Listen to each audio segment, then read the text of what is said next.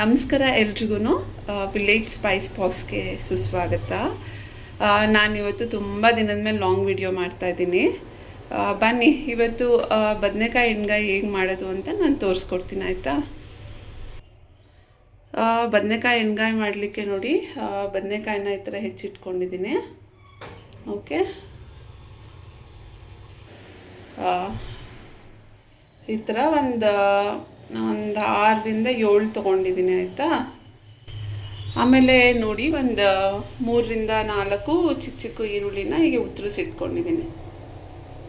ಇಷ್ಟು ಈರುಳ್ಳಿ ಬೇಕೇ ಬೇಕು. ಮತ್ತು ಸ್ವಲ್ಪ ಹಸಿಮೆಣ್ಸಿನ್ಕಾಯಿ ಒಂದು 3ರಿಂದ 4. ಓಕೆ, ಮತ್ತು ಹುಣಸೆ ಹಣ್ಣನ್ನು ನೆನೆಸಿಟ್ಕೊಂಡಿದ್ದೀನಿ, ಒಂದು ನಿಂಬೆಹಣ್ಣು ಗಾತ್ರದಷ್ಟು. ಓಕೆ, ಸ್ವಲ್ಪ ಬಿಸಿನೀರಲ್ಲಿ ತೊಳೆದು ಆಮೇಲೆ ನೆನೆಯೋಕ್ಕಿಟ್ರೆ ಒಳ್ಳೆಯದು, ಯಾಕಂದರೆ ಸ್ವಲ್ಪ ಅದರಲ್ಲಿ ಸ್ವಲ್ಪ ಗಲೀಜೆಲ್ಲ ಇರುತ್ತಲ್ಲ, ಹಾಗಾಗಿ. ಓಕೆ, ಇದು ನಾವು ಮನೆಯಲ್ಲೇ ಮಾಡಿಟ್ಕೊಂಡಿರೋಂಥ ಪಲ್ಯದ ಪುಡಿ. ಓಕೆ, ನಿಮ್ಮ ಮನೆಯಲ್ಲಿ ಏನಾದರೂ ಪಲ್ಯದ ಪುಡಿ ಇಲ್ಲ ಅಂದರೆ ನೀವು ಸಾಂಬಾರು ಪೌಡರ್ ಹಾಕಿ ಮಾಡ್ಬೋದು. ಬಟ್ ಪಲ್ಯದ ಪುಡಿಯಲ್ಲಿ ಮಾಡಿದ್ರೇ ತುಂಬ ಟೇಸ್ಟಿಯಾಗಿ ಬರುತ್ತೆ. ಓಕೆ, ಅದು ಒಂದು 3ರಿಂದ 4 ಟೇಬಲ್ ಸ್ಪೂನ್ ತೊಗೊಂಡಿದ್ದೀನಿ, ಯಾಕಂದರೆ ಇದು ನಮಗೆ ಸ್ವಲ್ಪ ಗೊಜ್ಜು ಜಾಸ್ತಿ ಬೇಕಲ್ಲ ಅಕ್ಕಿ ರೊಟ್ಟಿ ತಿನ್ನಲಿಕ್ಕೆ, ಹಾಗಾಗಿ ಸ್ವಲ್ಪ ಜಾಸ್ತಿ ಹಾಕಿದ್ದೀನಿ. ಓಕೆ, ನೋಡಿ, ಸ್ವಲ್ಪ ಕೊತ್ತಂಬರಿ ಸೊಪ್ಪು ತೊಗೊಂಡಿದ್ದೀನಿ, ಆಯಿತಾ? ಒಂದು ಇಡಿಯಷ್ಟು ಕೊತ್ತಂಬರಿ ಸೊಪ್ಪು. ನೋಡಿ, ನಾನಿಲ್ಲಿ ಕೊತ್ತಂಬರಿ ಸೊಪ್ಪು ಹೆಚ್ಚಿಟ್ಕೊಂಡಿದ್ದೀನಿ. ಓಕೆನಾ? ಇದಿಷ್ಟೇ. ಇವಾಗ ಇದಕ್ಕೆ ಒಂದು 2ರಿಂದ 3 ಸೌಟಷ್ಟು ಹಸಿ ಎಣ್ಣೆ ಹಾಕಿ ಮತ್ತು ಕಾಯಿ ತುರಿ ಹಾಕಿ ಮಿಕ್ಸ್ ಮಾಡ್ಕೊಳ್ಳೋಣ. ಕಾಯಿ ತುರಿ ತೋರಿಸೋದು ಮರ್ತೋಯ್ತು, ಇವಾಗ ಹಾಕ್ಬಿಟ್ಟು ತೋರಿಸ್ತೀನಿ. ಓಕೆ, ನೋಡಿ, ಇಲ್ಲಿ ನಾನು ಕಾಯಿ ತುರಿ ತೊಗೊಂಡಿದ್ದೀನಿ. ಓಕೆ, 1 ಇಡಿಯಷ್ಟು ಕಾಯಿ ತುರಿ. ನೋಡಿ, ಕಾಯಿ ತುರಿ, ಈರುಳ್ಳಿ, ಹಸಿಮೆಣ್ಸಿನ್ಕಾಯಿ, ಕೊತ್ತಂಬರಿ ಸೊಪ್ಪು, ಪಲ್ಯದ ಪುಡಿ, ಮತ್ತು ಇವಾಗ 1-2 ಸೌಟಷ್ಟು ಹಸಿ ಎಣ್ಣೆ ಹಾಕೋಣ, ಆಯಿತಾ? ನೋಡಿ, ಈ ಥರ ಒಂದು ಪುಟ್ಟ ಸೌಟಲ್ಲಿ 2ರಿಂದ 3 ಸೌಟಷ್ಟು ಹಸಿ ಎಣ್ಣೆ ಹಾಕಿದ್ದೀನಿ, ಆಯಿತಾ? ನೋಡಿ. ಓಕೆ,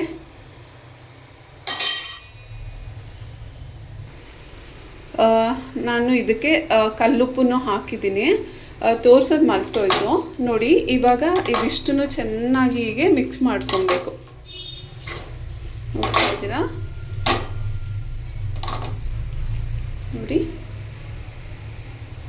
ಇಷ್ಟು ಚೆನ್ನಾಗಿ ಇದನ್ನು ಮಿಕ್ಸ್ ಮಾಡಿ, ಆಮೇಲೆ ನಾವು ಬದನೆಕಾಯಿನ ಅರಿಶಿನ ಮತ್ತು ಉಪ್ಪಲ್ಲಿ ಹಾಕಿ ನೆನೆಸಿಟ್ಟಿದ್ದೀವಿ ಅಲ್ಲ, ಅದಕ್ಕೆ ನಾವು ಸ್ಟಫಿಂಗ್ ಮಾಡಿ ಇಟ್ಕೊಬೇಕು. ಓಕೆ, 1 ನಿಮಿಷ ಇರಿ. ನೋಡಿದ್ರಾ? ಇಷ್ಟು ಚೆನ್ನಾಗಾಗತ್ತೆ, ಹೀಗೆ ಮಿಕ್ಸ್ ಮಾಡಿ ಇಟ್ಕೊಬೇಕು. ಓಕೆ, ಇವಾಗ ಬದನೆಕಾಯಿನ ನಾವೇನು ಅರಿಶಿನ ಉಪ್ಪಿನಲ್ಲಿ ನೆನೆಸಿದ್ವಲ್ಲ, ಇವಾಗ ಅದನ್ನು ಚೆಲ್ಲಿ ಮತ್ತೆ ನೀಟಾಗಿ ಇನ್ನೊಂದು ಸಲ ತೊಳೆದಿಟ್ಕೊಳ್ಳೋಣ. ಇದೊಂದು ಸ್ಮಾಲ್ ಟಿಪ್ ಅಂತಲೇ ಅಂದ್ಕೊಳ್ಳಿ ನೀವು.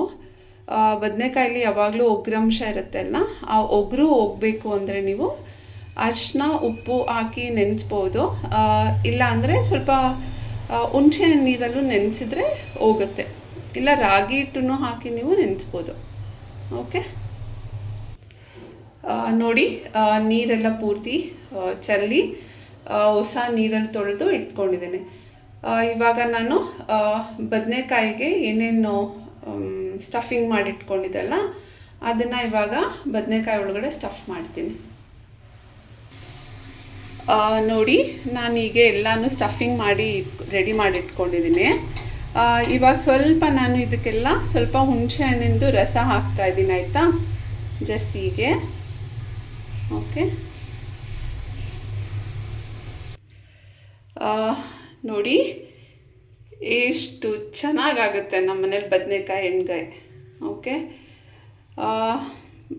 ನಾನು ಮಾಡ್ತಾ ಇರೋ ಕುಕ್ಕಿಂಗ್ ವೀಡಿಯೋಸ್ ನಿಮ್ಗೆ ಏನಾದರೂ ಇಷ್ಟ ಆದರೆ ಪ್ಲೀಸ್ ಒಂದು ಲೈಕ್ ಮತ್ತು ಸಬ್ಸ್ಕ್ರೈಬ್ ಮಾಡಿ ನನಗೆ ನನ್ನ ಚಾನಲ್ ಗ್ರೋ ಆಗಲಿಕ್ಕೆ ಸಪೋರ್ಟ್ ಮಾಡಿ ಆಯಿತಾ.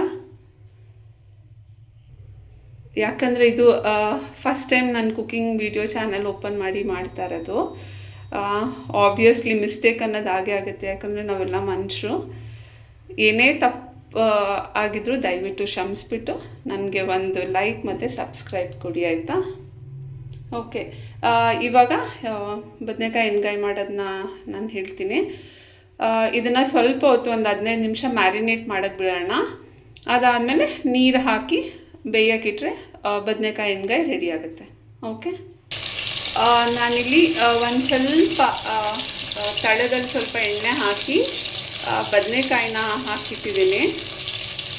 ಓಕೆ, ಒಂದು ಸ್ವಲ್ಪ ಲಿಟಲ್ ಶಾಲೋ ಫ್ರೈ ಮಾಡೋಣ ಆಯಿತಾ. ಓಕೆ, ಈ ಥರದ್ದು ಒಂದೇ ಒಂದು ಕಡ್ಡಿ ಥರ ಇದೆ. ಇದರಿಂದ ನಾನು ಈಗ ನೋಡಿ ಹೀಗೆ ಸ್ವಲ್ಪ ಶಾಲೋ ಫ್ರೈ ಮಾಡಿಕೊಂಡ್ರೆ ಚೆನ್ನಾಗಾಗುತ್ತೆ. ಓಕೆನಾ.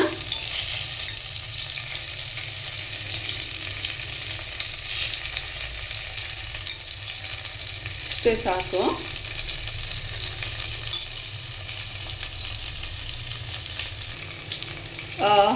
ನೋಡಿ, ಇಷ್ಟು ಶಾಲೋ ಫ್ರೈ ಆದರೆ ಸಾಕು. ಇವಾಗ ಬದನೆಕಾಯಿ ಮುಳುಗೋವರೆಗೂ ನೀರು ಹಾಕೋಣ. ಓಕೆ, ನಾನು ಸ್ವಲ್ಪ ಬಿಸಿನೀರೇ ಇಟ್ಕೊಂಡಿರ್ತೀನಿ.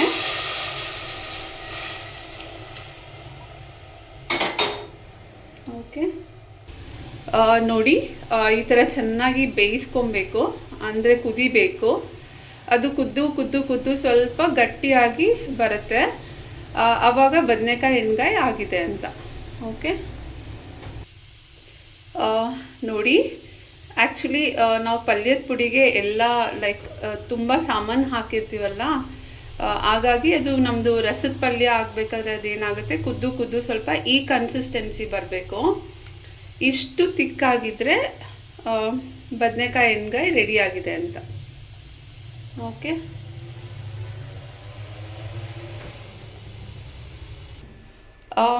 ಬದನೆಕಾಯಿ ಎಣ್ಗಾಯಿ ರೆಡಿಯಾಗಿದೆ. ನೀವು ಇದನ್ನು ಅಕ್ಕಿ ರೊಟ್ಟಿ ಜೊತೆ ತಿಂದರೆ ತುಂಬ ಚೆನ್ನಾಗಿರುತ್ತೆ ನೋಡಿ.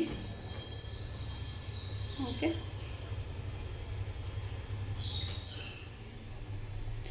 ಯಮ್ಮಿ ಬದನೆಕಾಯಿ ಎಣ್ಗಾಯಿ ಇಸ್ ರೆಡಿ.